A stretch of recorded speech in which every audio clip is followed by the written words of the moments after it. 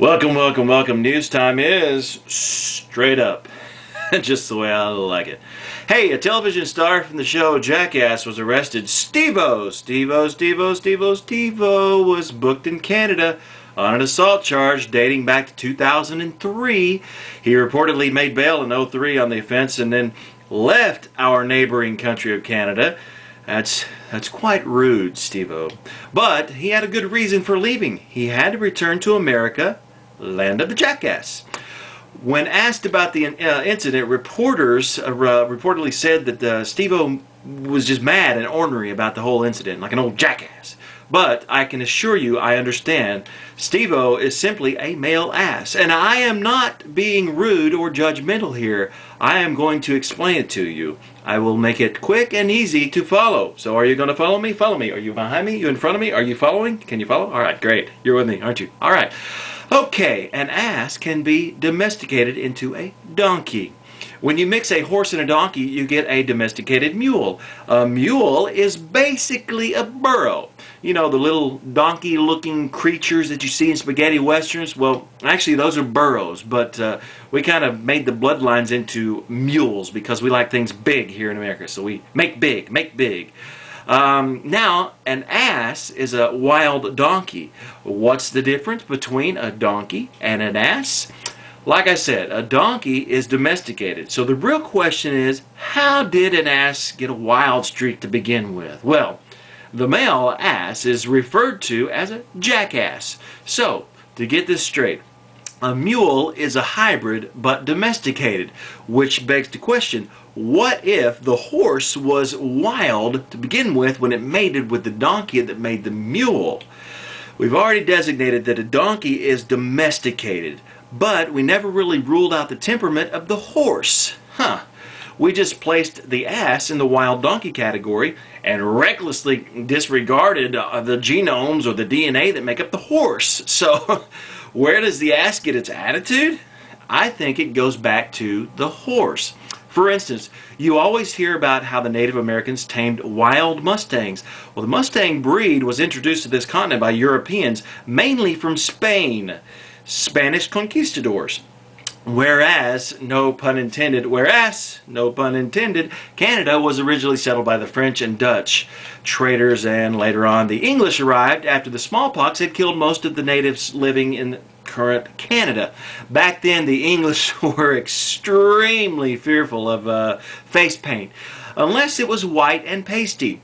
It came down from kings and queens, really. They did not like colors unless the colors were trapped inside of paintings.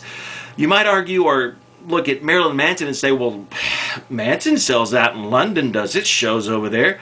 Well, over the centuries, the English have become somewhat tolerant of black lipstick, as long as you have the white pasty face paint to go along with it. All right. Anyway, let's get back to what I was talking about. God saved the Queen back then, but certainly not the French Quebecians from the English or not the natives from smallpox.